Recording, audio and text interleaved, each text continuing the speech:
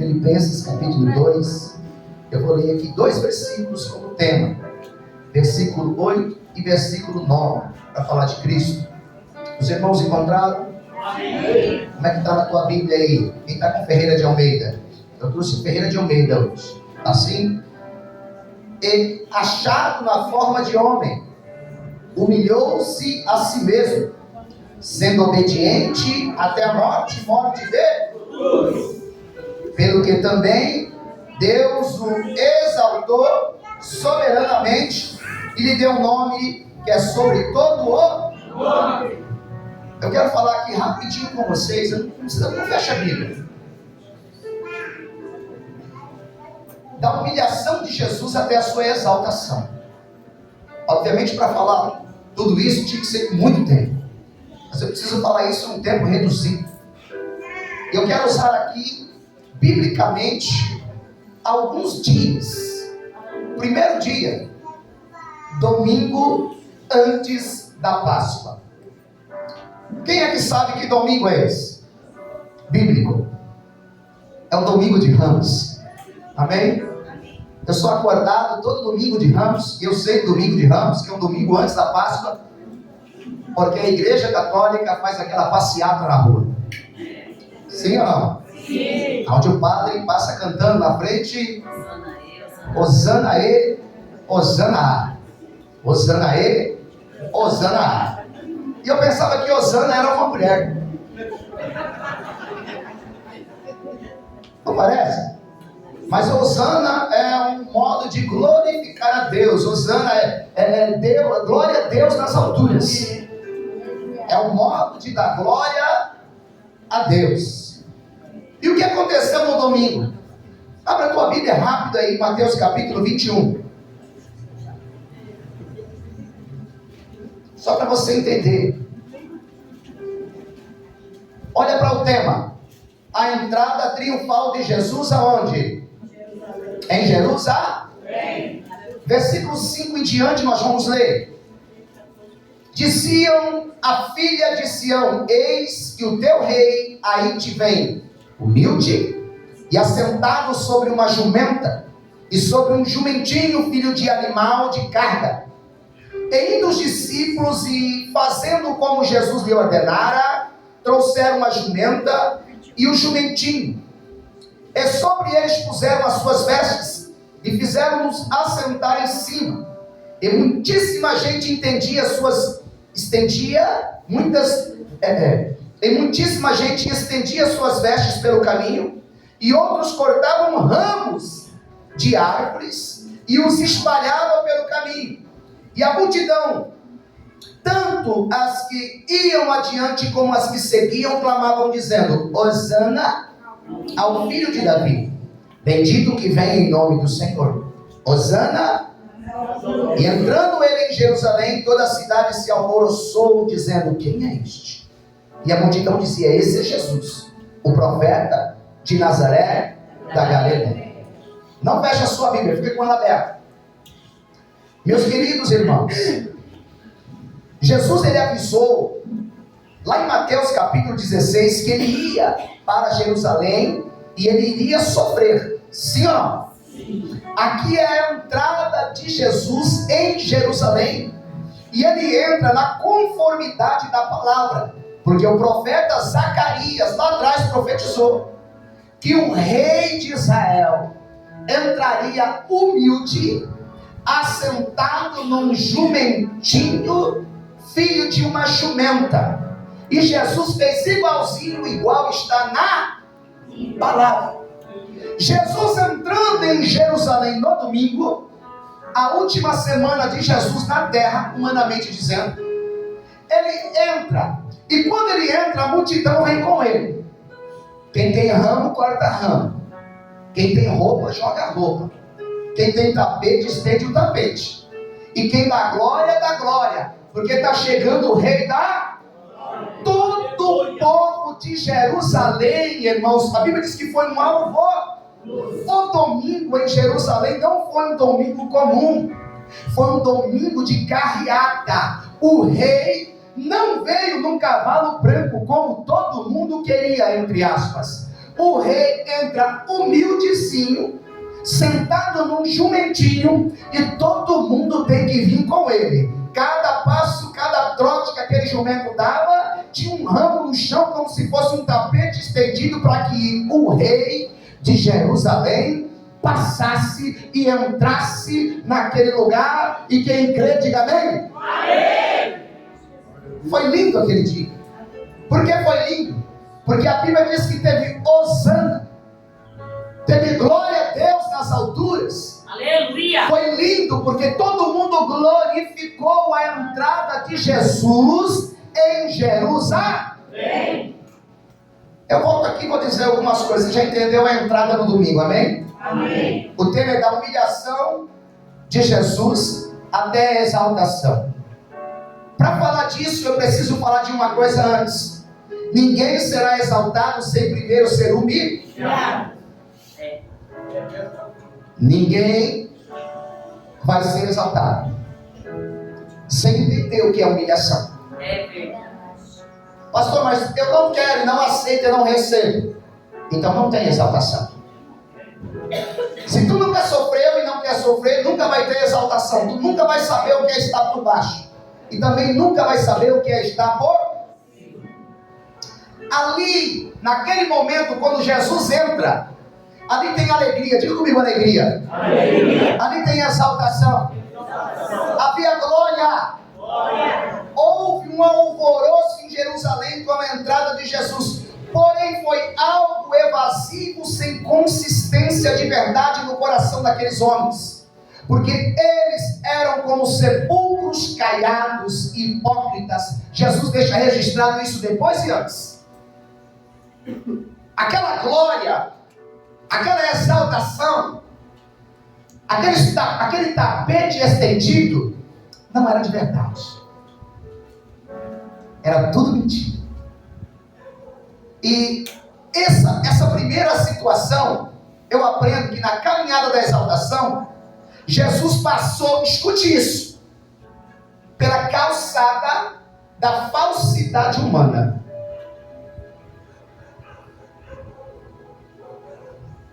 Por que está esse silêncio?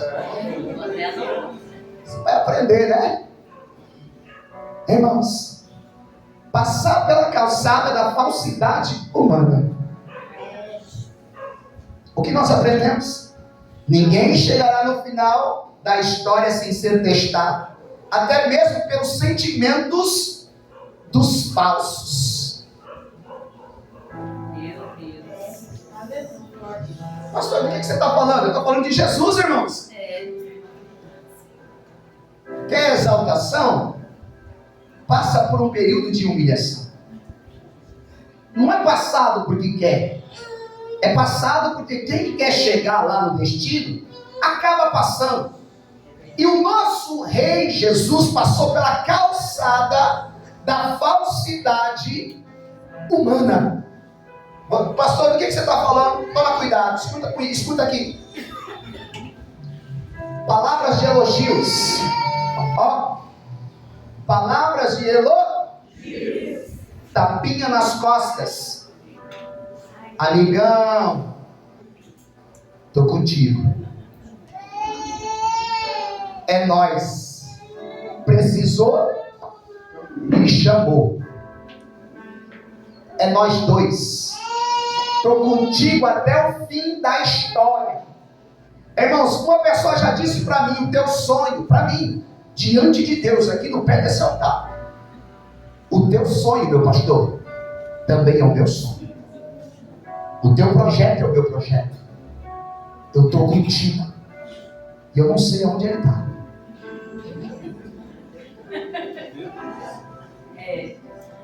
Eu não quero dizer de mim, eu estou dizendo de Jesus, tá bom, irmãos? Porque assim, ele passou pela calçada da falsidade, da glória humana falsificada.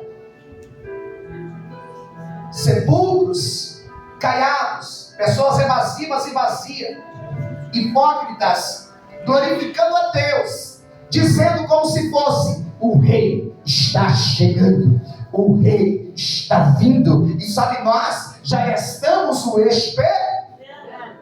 Tá bom, isso foi no domingo. Tá bom aqui. Vamos para quinta-feira. Pode ser? Vamos dar um pulo. Então domingo, esse domingo é uma semana da Páscoa. Certo? Agora nós vamos para a quinta-feira. Na quinta-feira, irmãos, ele se assenta para praticar comunhão com os discípulos que iriam o rejeitar. A quinta foi isso. Olha só. Passou domingo, passou os dias, muitas coisas acontecem. Ele foi...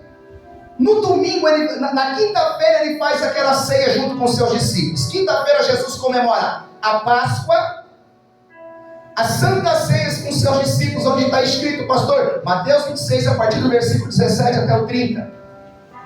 Ali ele comemora a Páscoa. Por que ele comemora a Páscoa? Porque ele precisava dar exemplo, irmãos, do que todos os judeus fez e fazia até um certo momento. Tudo que está escrito tem que ser cumprido. Ainda que aqueles que estão comemorando comigo vai me rejeitar, eu preciso fazer aquilo que o Pai me mandou a fazer, e não é porque eu sei o que vai acontecer que eu vou deixar de fazer aquilo que é para ser feito. Foi o que o Alessandro falou aqui agora. É verdade.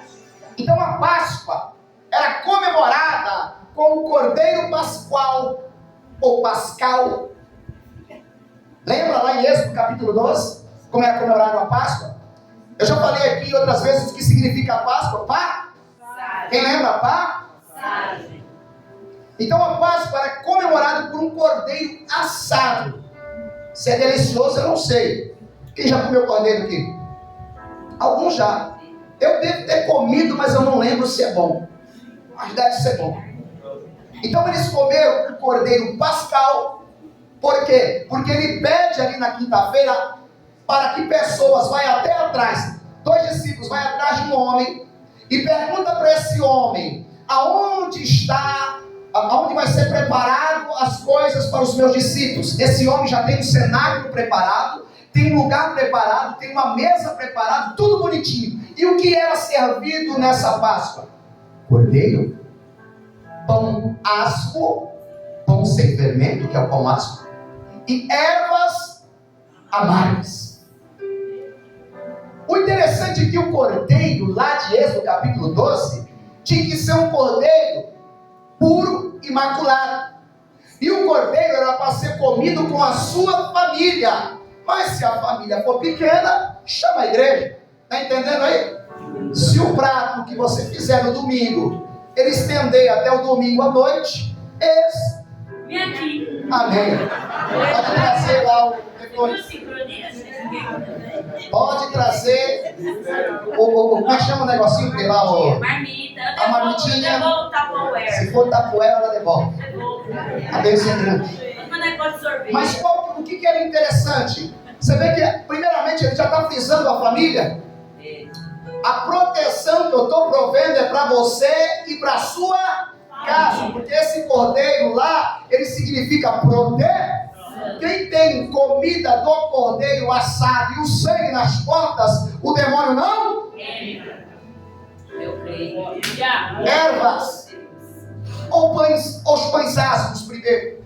Os pães asmos é o pão sem fermento. Porque o pão tinha que ser sem fermento. Nós às vezes a gente pensa, o pão não inchar, o pão diminuir, o pão não crescer. O que era o fermento? O fermento era os egípcios. Tem que ser puro, irmão. Não pode ter, eles não podem comer do teu pão. Não pode ter sujeira. Tem que ser separado. Você já saiu do Egito, não põe o Egito mais na tua mesa. Aleluia! Não deixa ele entrar na tua vida. O pão é sem sujeira, é sem fé. Por quê? Porque os egípcios também ouviam o que Moisés falava através de Deus da boca de Moisés para o povo. E alguns queriam se infiltrar. Mas Deus é santo e não aceita mistura. Tem que ser sem fé. Diga para alguém assim, vigia. Tá bom. Ervas amargas. Ó. Tinha que ter o quê? Ervas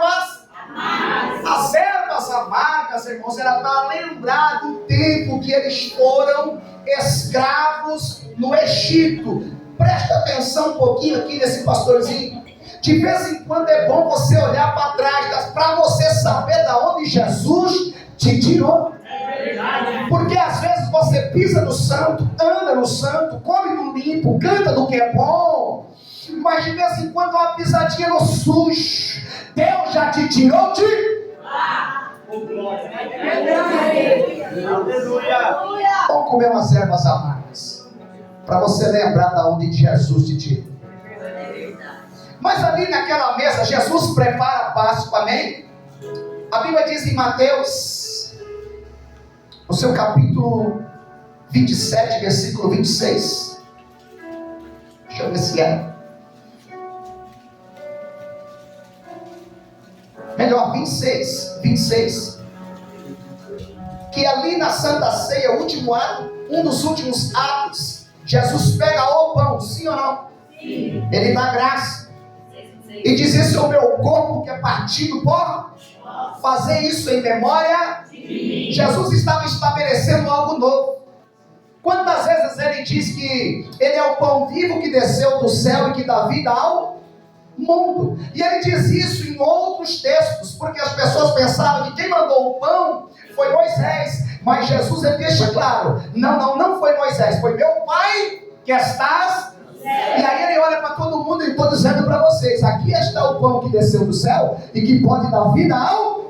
Então Jesus é o pão essencial da vida. Ele pega o cálice logo depois e diz: esse é o cálice de um novo testamento no meu sangue. O sangue de uma nova aliança que vai ser derramado por amor e resgate a muitos. Jesus estabelece algo novo no teu sangue. Então, nessa quinta-feira começa a acontecer essas coisas. Ele deixa coisas novas. Eu quero pular de fase aqui. Por quê? Porque agora começa o início do sofrimento dele. Bebê, domingo ele passa pela calçada da falsidade humana. Na quinta-feira ele come na mesa de pessoas que vão o rejeitar. O pastor não vai rejeitar sim. A Bíblia diz que o pastor seria ferido e as ovelhas se dispersaram. Na hora do vamos ver não ficou? Então ele se assenta com eles na mesa da comunhão, ele tendo comunhão, mesmo sabendo que será rejeitado logo depois. E o que vem depois disso? O início da humilhação e sofrimento para se cumprir o que foi dito pelo profeta Isaías, no seu capítulo 53, versículo 7, ele diz assim: ele foi oprimido e afligido, mas não abriu a sua boca. Como um cordeiro foi levado ao matadouro, e como ovelha muda perante os seus tosqueadores, assim ele não abriu a sua boca. Vê bem como é que começou esse sofrimento. Olha bem, ele foi vendido por 30 moedas. Imagina ele aqui na mesa, junto com os seus. De repente pega o pãozinho no mesmo prato, com o mesmo bocado. E daqui a pouco, irmãos, ele deixa, limpa a sua mãozinha. Enquanto Jesus está lavando os pés dos discípulos, ele está lá no cenédrio, ele está lá vendendo Jesus por 30 de prata. Passando isso aqui, Jesus agonizou em oração sozinho no Jardim das Oliveiras. Ele foi primeiro vendido, depois ele foi para o Jardim das Oliveiras. Ele foi orar, pedir ao Pai: Pai, se possível, passa de mim esse, mas se não, que seja feito a tua vontade. Pediu para os seus irmãos, amigos, discípulos: ora um pouquinho comigo. Mas ele não, de fato, ele ficou sozinho. Jesus é preso logo após e levado por homens que ele ensinava do templo. Está escrito em Mateus 26, 55. Imagina, irmãos, escuro, madrugada de quinta para sexta. Jesus está orando, termina a oração, se levanta. Ele diz para os seus 2 discípulos: amigo, pode se levantar, porque agora é chegado o que me trai. O que traía Jesus chega e dá um beijo em Jesus. Jesus fala para ele: amigo, me traz com um beijo? E todos que estavam com Jesus, Jesus dá uma lição: vocês me ouviram no templo e veio me buscar. Está lá, Mateus 16, 55. Com porretes, espadas e facas. Onde está o meu pecado? Vocês não sabem quem eu sou? Jesus é levado ao sinédrio, amém? E logo depois que ele é levado ao sinédrio, Pedro, o seu amigo, nega ele quantas vezes? 3. Antes que o galo cantar. Jesus é levado a Pilatos depois, para ser julgado pela política. Quem sabe a política pode dar um jeitinho nessa situação. Mas o que Pilatos faz? Lava as... O povo de Jerusalém que aplaudiu a entrada de Jesus no domingo passado, presta atenção, o mesmo povo que diz Hosana, oh glória a Deus nas alturas, aquele que vem, o nosso rei está entrando em Jerusalém. O mesmo povo que aplaudiu, o mesmo povo que estendeu ramos, o mesmo povo que estendeu tapete, agora em um só brado e uma só voz diz: crucifica.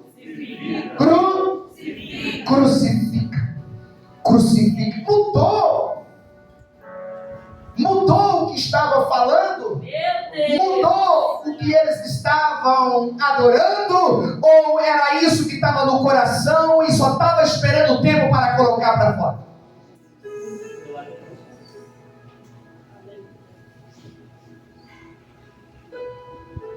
Depois, Jesus foi açoitado, está em Mateus 27, a partir do versículo 27. E esse açoite foi 39 chicotadas. Irmãos, mas esses chicotes não é um chicote comum, é a azorrague. Ela tem 3 pontas: osso, ferro e outro tipo de metal. 39 chicotadas no lombo de Jesus é 117 feridas no corpo. Pá! Pá! Irmãos, há um homem que só fez o bem.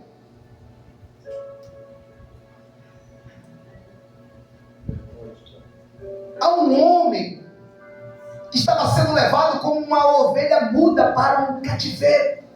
Você não vê o retrucando, você não vê ele reclamando, você não vê ele dizendo assim: o que eu fiz para merecer isso?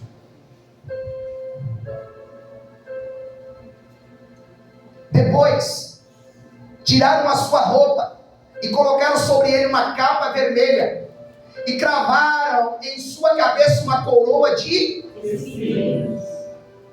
Vamos para cravar uma coroa de espinho. Será que era um espinho pequeno? Colocaram um pedaço de cana em sua mão e zombava dele. Aí está o rei dos judeus, com uma roupa vermelha, toda rasgada pelo açoite, uma cana na mão, e uma coroa de espinho na cabeça. E a Bíblia diz que os soldados pegaram uma cana e batiam na cabeça dele. Você não é rei? Você não é o Senhor do Senhor? Você não diz que você é o Filho de Deus? Sai dessa situação.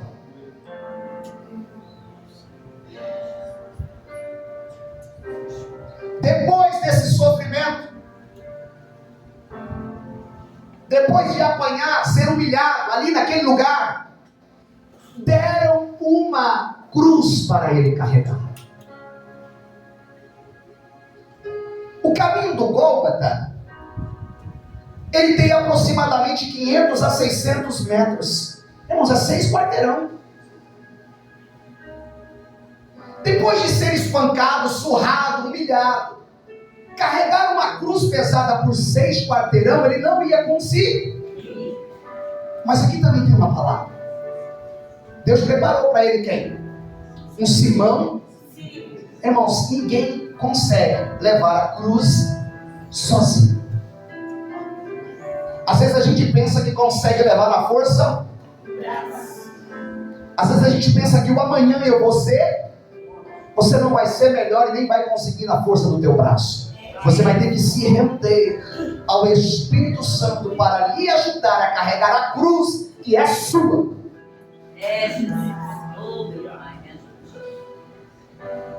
Chegando no lugar da crucificação, Em Marcos 14, 25 tem ali uma exposição interessante. Mas eu quero falar para você, quando ele chega depois de 500 metros, passando por dentro da cidade, no caminho do Gólgota, carregando aquela cruz, abraçado com outro homem, chega lá, no lugar da caveira, no lugar do sacrifício, irmãos, pega o braço dele, uns diz que ele foi pregado na mão, outros diz que é no pulso, qual para mim não tem diferença nenhuma, tudo dói. A discussão se é no pulso ou na mão, eu nem entro em debate, porque qual que é o pior? Ele é cravado com um prego de 12,5 centímetros. Ele é cravado do outro lado com esse mesmo prego. E embaixo um prego de 20 centímetros, porque os dois pés dele tinham que estar um em cima do outro para atravessar os pés e o caibro. Só que se levanta ele assim, ele poderia cair para... Então vira a cruz do outro lado, ele pregado, para virar os pregos, para que ele não caia. E Marcos diz lá em Marcos capítulo 14, versículo 25, que isso começou na hora terceira. A Bíblia diz que Jesus entregou o seu Espírito, irmãos, 3 horas da tarde. Isso era 9 horas da manhã. A agonia de Jesus foi 6 horas naquela cruz.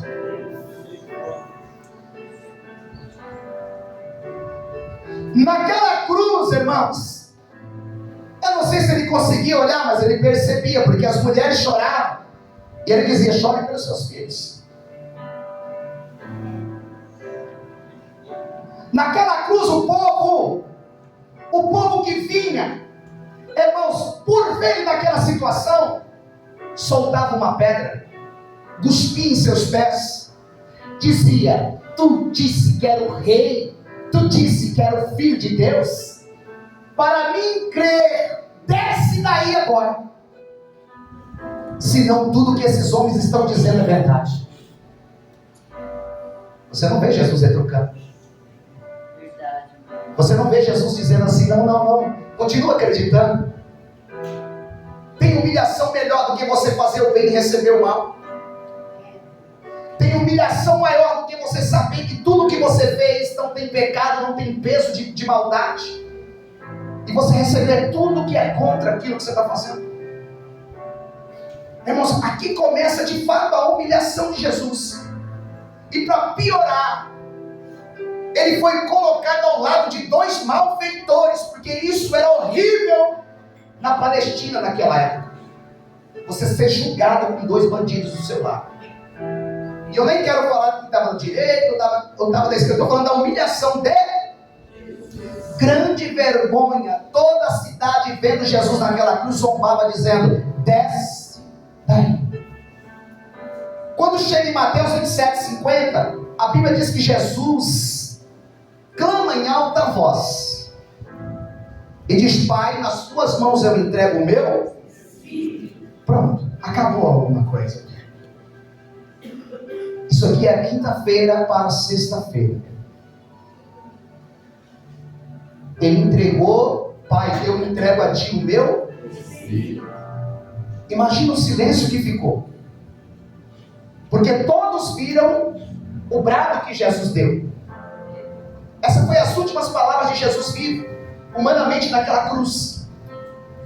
A Bíblia diz que naquele momento, irmãos, da hora sexta à hora nona, houve trevas na terra. A Bíblia diz que quando Jesus expirou, os que morreram, irmãos, ressuscitaram e entraram em suas casas em Jerusalém. Está na Bíblia, a partir de Mateus 27:50. Foi coisa maravilhosa e ao mesmo tempo horrível que aconteceu. Agora, o que estava acontecendo ali? Pensa comigo, para comigo aqui só um pouquinho. A partir daquele momento, quem acreditava em Jesus passou a ter medo, revolta.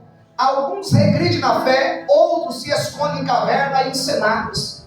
Os discípulos, por exemplo, estavam com portas cerradas dentro do cenáculo. Aqueles outros 2 discípulos estavam voltando para Emaús. Eles estavam em desistência, em medo, desacreditados naquilo que eles acreditaram por 3 anos. O final daquela cesta foi horrível. Pensa numa cesta horrorosa. Quem passou por luto, como eu passei, irmãos, não se compara com o luto daquele. Enterrar alguém que você ama.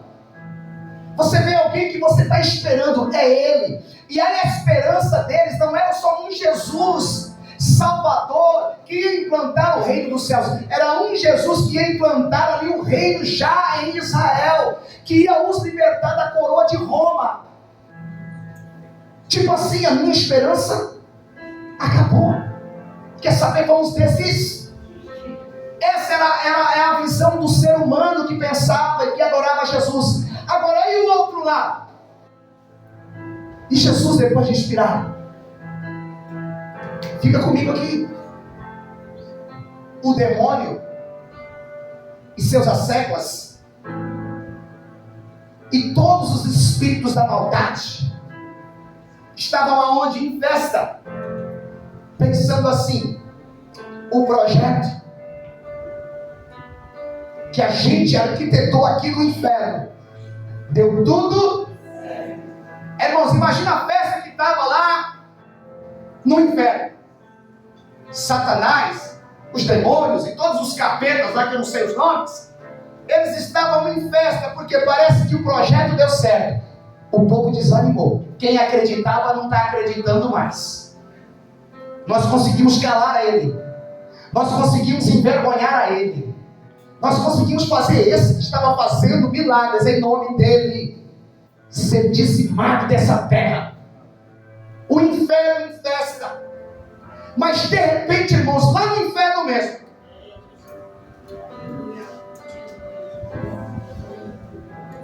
lá mesmo, eles olhando para a cruz, todo o povo olhando para a cruz em desistência, o inferno em festa. A Bíblia diz em Apocalipse capítulo 1 versículo 17, na visão que Deus, na pessoa de Jesus, dá a João.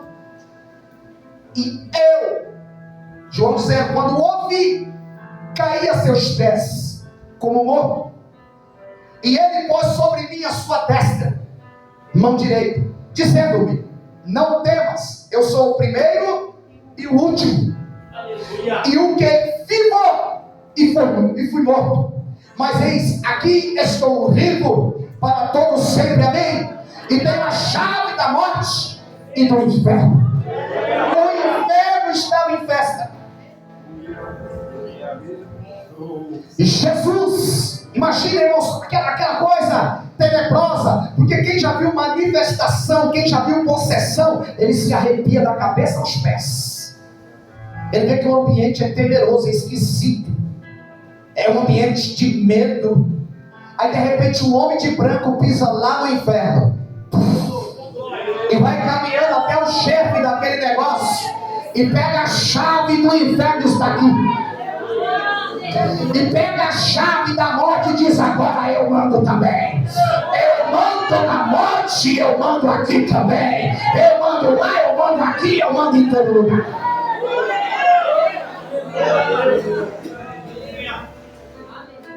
Glória a Deus. Ele pegou as chaves, irmãos, da mão de Satanás. Volta para o cenário. Todo mundo pensando cá. Todo mundo pensando já era. Jesus começa a chamar de volta aqueles que estavam desistindo. Ele pega aqueles que estavam no caminho de Emaús. Ei, o que foi? Você não sabe o que está acontecendo em Jerusalém? Depois da hora da ceia, os olhos deles são abertos e eles percebem que era Jesus falando com eles. E eles voltam correndo para Jerusalém para dizer: olha, o que as Marias viram, o que Pedro falou é verdade, ele ressuscitou.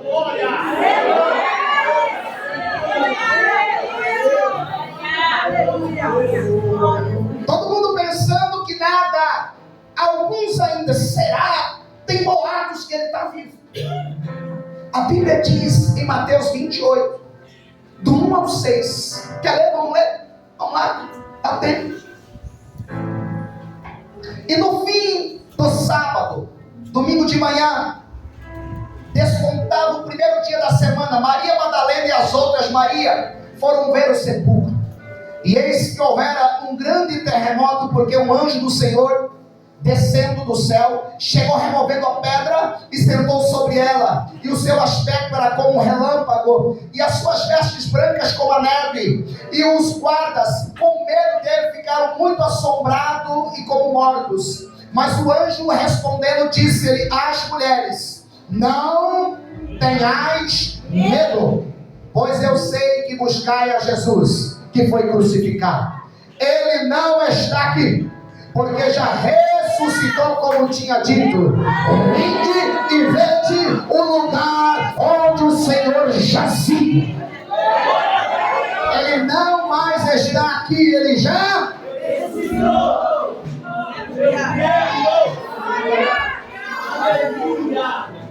Essas mulheres saem correndo para o cenáculo. Pedro depois e João saem correndo para o túmulo para ver se tudo isso era verdade. E aí começa, irmãos, quando Jesus ele entra ressurreto dentro do cenáculo, como está escrito em João capítulo 19. E quando ele entra vivo, ele diz: paz, assim como o Pai me enviou, eu envio a paz. A Bíblia diz que Jesus assobe e diz: recebei-vos o Espírito. Irmãos, ele vive. Ele vive. Quem pode crer que ele vive? Nesse mesmo lugar, Tomé não estava. Jesus aparece depois de 8 dias para Tomé e diz: Tomé, vem cá, põe a mão aqui, põe a mão aqui. Tomé cai de joelho e diz: Senhor meu e Deus meu. Jesus diz: Tomé, porque tu viste, tu creste. Levanta a mão. Bem-aventurados são aqueles que não viram. Quem é desses que acredita que ele vive? Acredita que ele vive? Ele vive, queridos. E se nós estamos numa ceia, é para lembrar que ele sofreu, é para lembrar da sua humilhação e da sua exaltação. Pastor, você falou só da humilhação em que ele vive. Qual que é a exaltação no final disso? Olha que Paulo diz em Filipenses, capítulo 2, versículo 9. Por isso também Deus o exaltou soberanamente e lhe deu o nome que é sobre todo nome. Quem pode dar o nome de Jesus? Glória a Jesus. Você pode dar glória a ele aí? Jesus é tudo, irmãos. Ele é o Cordeiro de Deus que tira o pecado do mundo. Jesus pode o que você não pode. Jesus vai aonde você não vai. Jesus entra aonde você não entra. Jesus muda o que você não pode mudar. Porque o nome dele é sobre todo.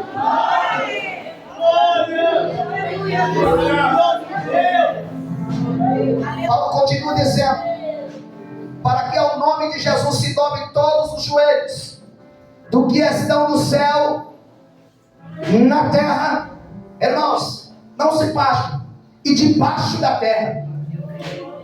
Não sei o que é, mas tudo que tem no céu, tudo que tem na terra, e tudo que tem debaixo da terra, tem que se curvar e dizer que somente Ele é Deus. Somente Ele é Deus. Somente Ele é Deus. Aí você diz: pastor, mas tem gente que não admite. Não tem problema. Por que não tem problema? Porque um dia vai ter que se curvar.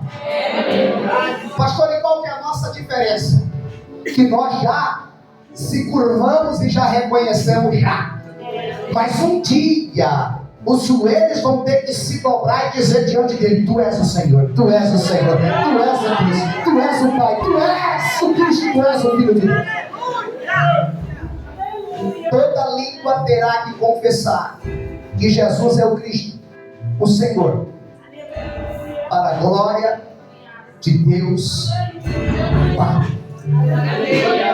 Exaltação, irmãos. Ele está à destra do Pai. Ele intercede por nós. E Ele vai voltar para nos buscar. Para que aonde ela esteja, levanta a mão. Estejais vós. Aplauda Jesus.